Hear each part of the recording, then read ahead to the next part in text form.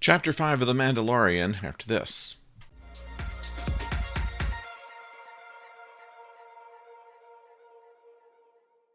Hello out there, I'm the oldest nerd, and we're talking about the Gunslinger. This is Chapter 5 of The Mandalorian on Disney Plus, which, according to the latest news reports, is the most downloaded series in history. It is incredibly popular on Disney Plus, and a lot of people are very much enjoying the show, and it's not without merit. It is a good show. It is well done. It is well acted. They don't use a lot of dialogue. There is just enough to get the plot moving. A lot of action, surprisingly, for a television show that does not always have the same kind of budget as a movie might have. And so we're very impressed with the way the series has gone. Very simple plot this time. Of course, the Mandalorian is being hunted because of his taking of the bounty, the Yoda-like creature that is traveling with him.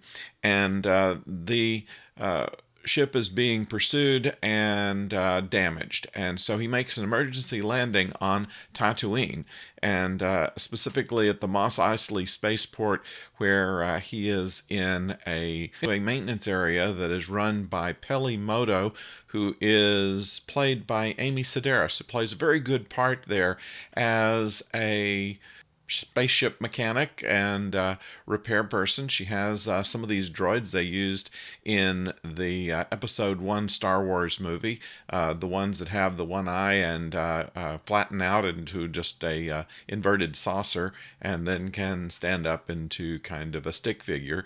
And apparently they are some kind of repair droids, and as we know, the Mandalorian does not like droids, so said no droids in the repair. And all we can tell from Peli is that she's a dedicated mechanic, but wants to get paid for what she does, and so goes after it. He gives her an advance and then goes out looking for work.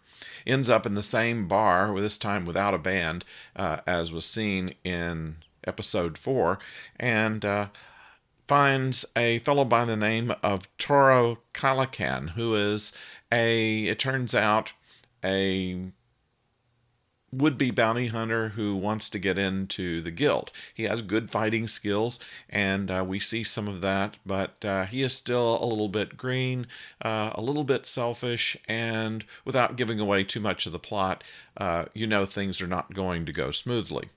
However it is,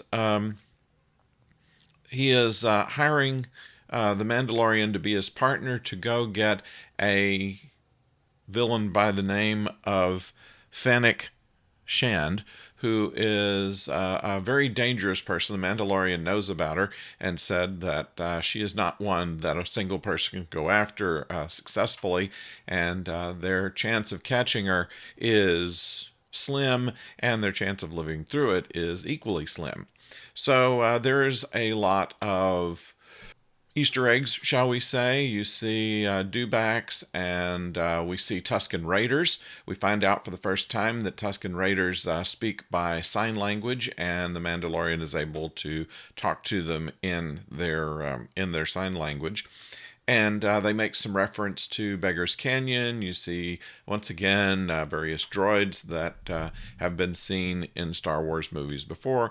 And, of course, Mos Eisley Spaceport itself looking very much like we have seen in previous renditions of it.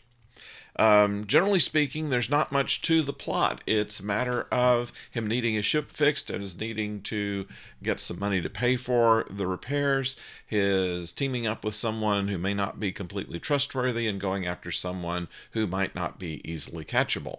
And so there's a lot of scenes where the special effects are really quite good. Once again, they had warned us before the show began that the special effects might not be as good as the movies, but I don't see how they're not. They're very believable on speeder cycles, and various animations that have been done to show the various creatures and things and droids that are about.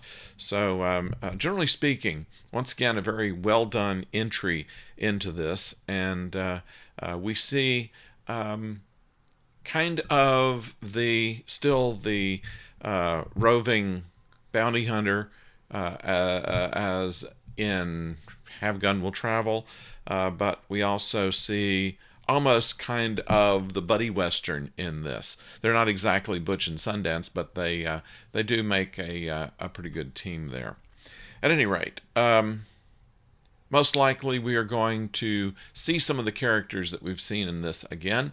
They've told us in places that we've read that there is going to be a number of things that they're setting up that they might be able to use in future seasons or even in upcoming movies. So we're kind of watching this to see if we see anything that might have some connection with the next Star Wars movie that comes out. So that's another reason that it's good to watch it.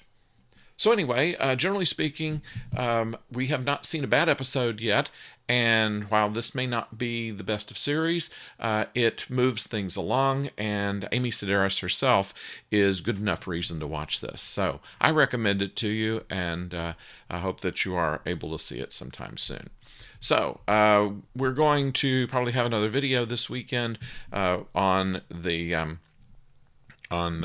Star Trek Picard, and something to say about DC Fontana. So that's all coming up a little bit later, so we hope that you'll tune in for our next video. Until then, don't go far.